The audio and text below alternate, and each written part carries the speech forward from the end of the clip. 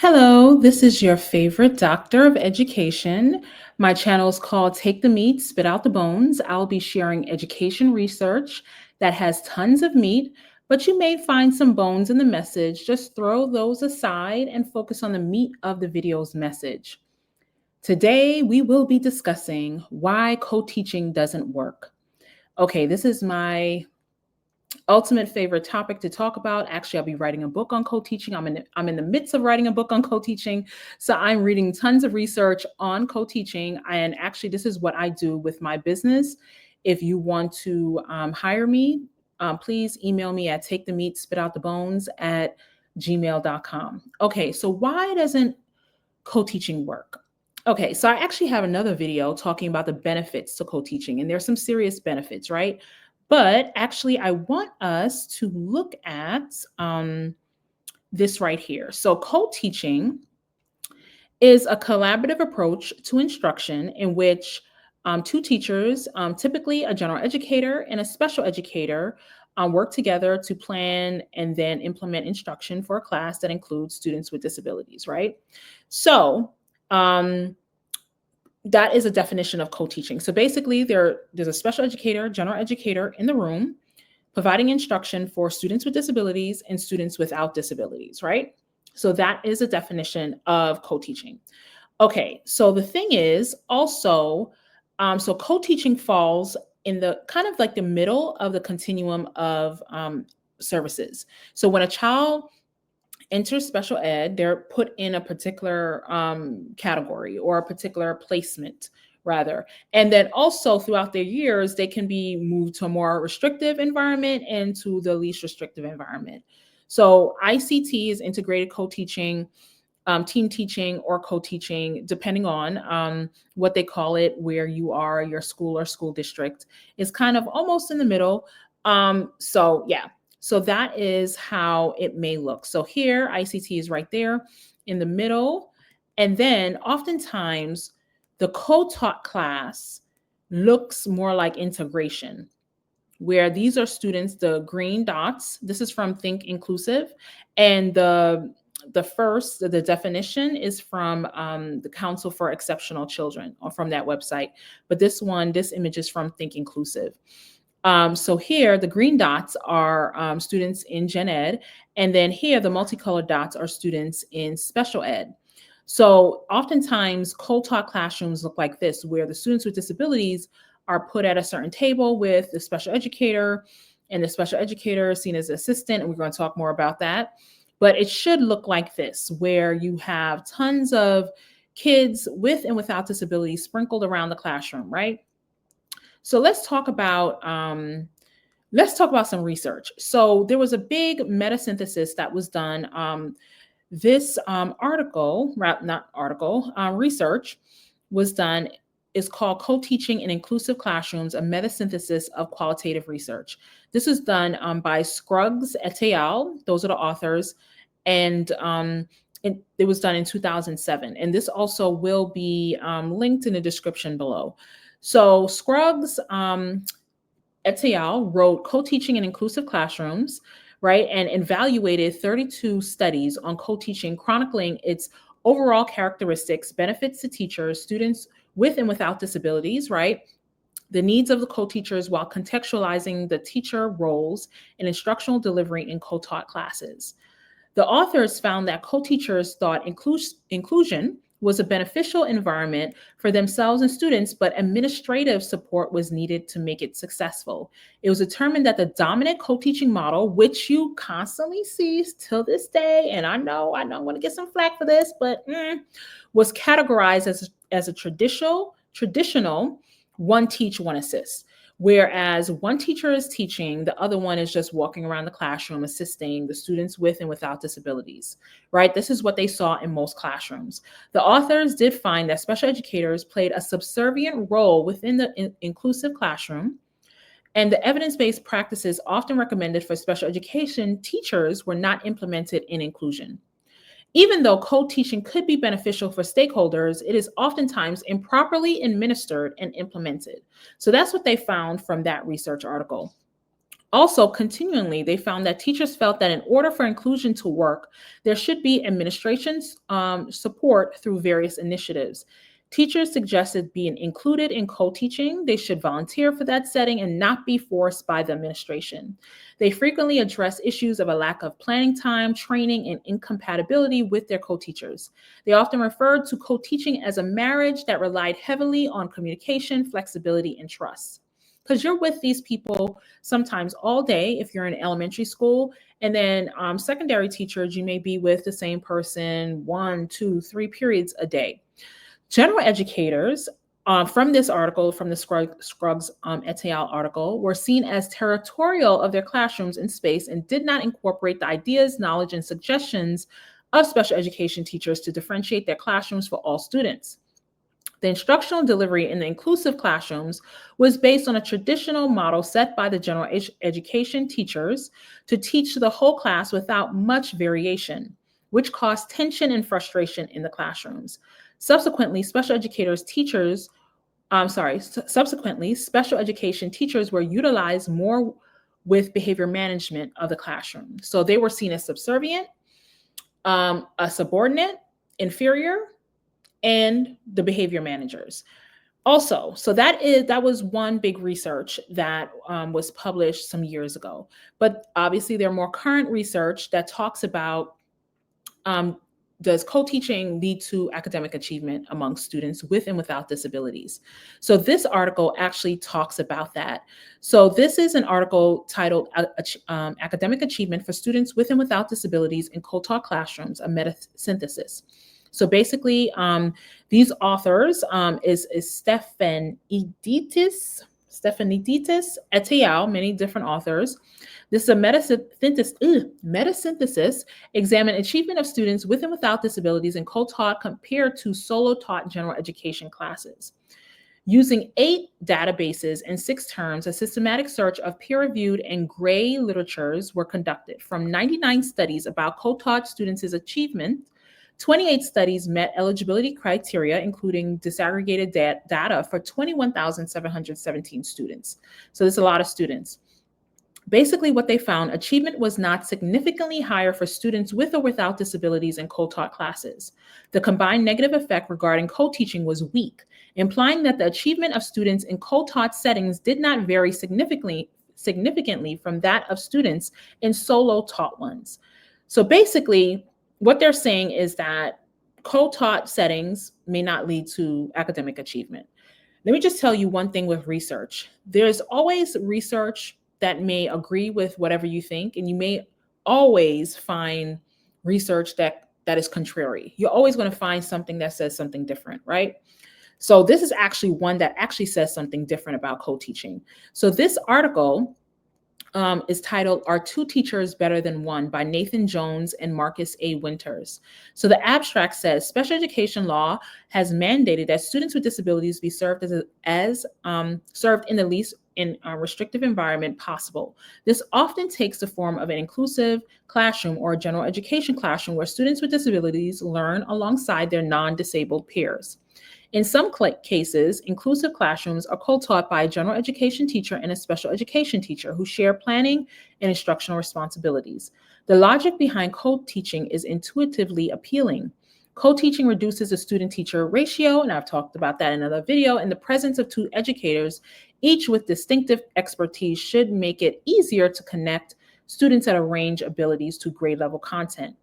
So this is a study that talked about a decade of test scores for students in Massachusetts, where co-teaching has experienced rapid growth and found positive effects on academic achievement for students with and without disabilities in the years they're enrolled in co-taught classes. So whereas the previous article said, no, there's not academic achievement, this article said, yes, there is. So obviously there are differences, right? With the studies, with the locations, with how co-teaching is done. But what we're going to be talking about today is why co-teaching doesn't work, right? So some of the similar reasons those articles stated. So let me start with my reasons, because I actually do this for a living. I coach co-teachers. I've seen over 3,000 co-taught lessons from early childhood to secondary.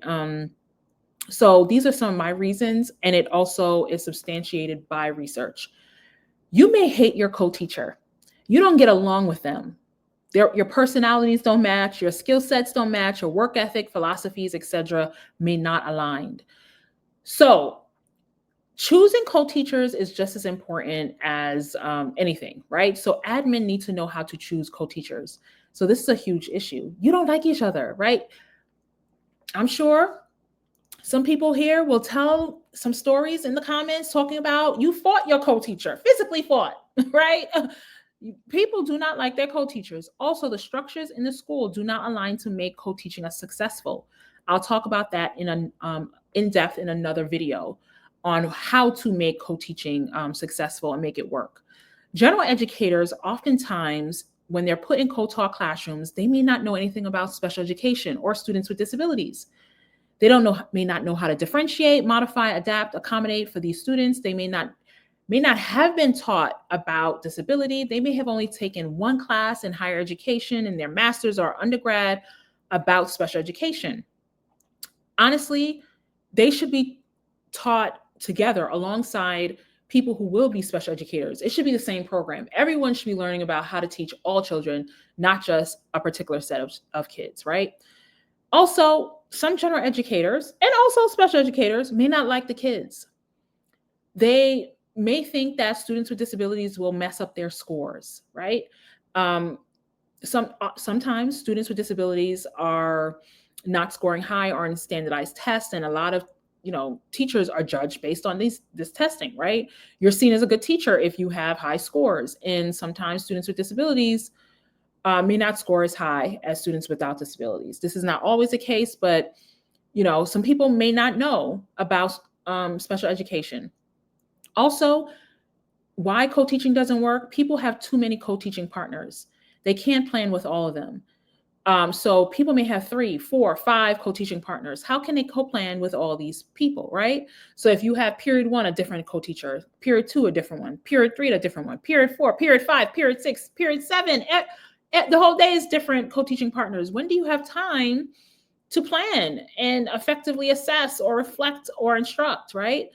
Also, co-teachers may not be teaching subjects of their expertise, and they may have no interest in, right? So these are some reasons why it doesn't work, right? So if you're in a science class and you know nothing about science, of course, you're just going to stand there and stare, right? You don't know anything about the subject area. This may be too hard for you, right? Also, there's no planning time. There's no common planning time between the general and the special educator. And this often is a huge, huge issue when making co-teaching, happen or not happen, right? They need time to plan what they will do in the lesson. They need to plan to do lesson plans, time to do slides, time to divide the roles and responsibilities. And also, like one of the articles say, general educators oftentimes have a hard time sharing the stage. They do not want to share the classroom with special educators. And this could be vice versa, right? They view special educators as visitors in their room. You're coming to my room, so you can't move around my room. This is my room, right? So there's a power struggle in the room. Also, some people cannot stand for another adult to be talking in the room, much less the kids, right? So I've been in a classroom this past school year where one teacher could not stand the other teacher talking or the kids talking, right? That's not going to work. So these are some things that don't make it work, right? So, and then also, we were never taught to share a classroom with someone else, right? No one ever taught someone how to work with someone so intimately, right? To make tons of decisions, to share so many different roles and responsibilities. You weren't taught how to do that. Also, they're not trained, right? They're not coached on how to do this. This is where I come in. Please email me, take the meat, spit out the bones at gmail.com. This is what I do. I can help your school district, your education leaders, your superintendents, your directors of education, all of them. Okay. All right. So they don't get training. They need to get training and needs to be coached over multiple years. Also, you need to keep some teachers together that may do well, right? Oftentimes they're split apart to, in the middle of the school year, at the end of the school year. They're constantly changing co-teachers, so they can't really get to know anyone very well. Often they're only doing one teach, one assist. That is the dominant model that's being done in the classroom, and that's honestly, the most ineffective, right? You have two teachers, two teaching salaries, right? Say I've been in classrooms where people are making $250,000 and one person is teaching and the other person is sitting and staring. They're doing one teach, one sit, one teach, one stand, one teach, one bathroom, one teach, one assess, one teach, one phone, right? They're doing one teach, one, sometimes nothing, but sometimes they are assisting, but you need to be simultaneously teaching. We have two teachers in a room. Why are we taking turns? Why are we both not teaching at the same time, right? So sometimes that doesn't make it work, because it's like one person is just in the room, right? And then what's the difference between the person assisting than a teaching assistant? Why am I paying a full-time teaching salary if you're acting as a teaching assistant or the para in the room, right? So that could be either or, the general educator or special educator, because I've been in classrooms where the special educator is the one teaching and the general education teacher is assisting. Also, that's another thing, the pairing. They often pair people who are like a brand new teacher with a very seasoned teacher. Stop burdening, stop burdening, unless they volunteer for this, stop burdening a 20, 25, 30-year veteran to coach a first-year teacher. That's not their job. That's the job of another coach, of an instructional coach, of a consultant, of an admin, right? Biggest thing, the special educator, like some of the research said, is positioned as assistant, the subordinate, the inferior in the classroom. And they are considered the people who don't know the content. Like, I will talk to some education leaders, respectfully so. They'll say, hey, I have the content teacher and then I have a special educator. Let me just tell you, if you're a good special educator, you know more content than the general educator, especially if you're in elementary school, right? Because I remember 3, 4, 5. What teacher is teaching 3 grades in one class in a self-contained special ed class, right? You have one teacher who may be first grade one year, then second grade, then fifth grade, then fourth grade. They get bounced around. Special educators get bounced around. Not to say general educators don't, but they know more content oftentimes than general educators. So why are they always positioned as the people who don't know? They actually probably know more than everyone in the building. Let's be clear, along with the paras, right?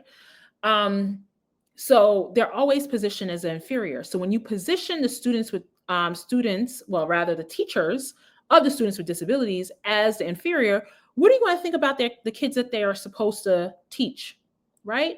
So if this person is seen as the inferior, of course, the kids will be seen as the inferior as well, the students with disabilities, right? So you have to position the special educator as the primary, as just as on par with the general educator. Why are they positioned as someone less than? All right, you can argue with me in the comments, but I said what I said. Okay. Also, students with disabilities, like I said, are seen as a cast aside, right? They're on the periphery of the classroom. They're not in the center of the classroom. They're off to the side. So their teachers are going to be viewed the same way. Also, let's just keep it real. Co-taught classrooms sometimes do not serve the needs of the students with disabilities. Often they don't serve the needs of all kids, right? They don't serve the needs academically, social, emotionally. It's too overwhelming.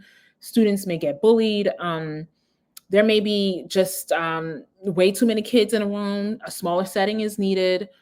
Also, too, oftentimes I've been in at least 3,000 co-taught lessons. I've observed in the room, different age groups. And what I see is oftentimes, like the research says, is general education. It's a general education classroom. Nothing is being modified or accommodated for the students with disabilities. So it's just like, if I'm going to be not accommodated, why can't I just go to a special class instead, right? So that's a big issue. And then ratios are off. in co-taught classrooms.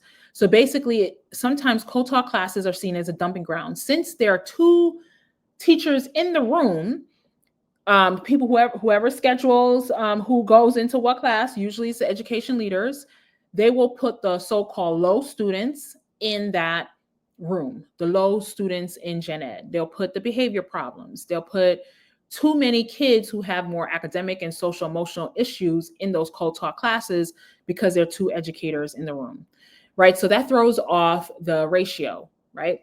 So people who are also people who are leading or organizing the co-teaching may have never taught special ed, may have never co-taught before. So they have unrealistic expectations of those classes, right? So let's just be real. Some education leaders have never taught special ed before, right? Some of them have never taught special ed, never co-taught, right? And they're expecting certain things that are sometimes impossible. And the structures are not sound, which is why it may not work. Also, adapting the curriculum in the classroom for multiple teachers is hard. Everyone has to have a voice. There's a lot of planning that comes definitely up front in the beginning of the school year. It gets easier as you know people, as you get more comfortable. High stakes testing can cause issues in co-taught classes, needing to move kids, right? So these can cause issues in the classroom, in a co-taught classroom. So these are some of the reasons why co-teaching doesn't work. So if you have some reasons that you want to share, please, that I didn't mention, list it down in the comments, and I will be back for another video.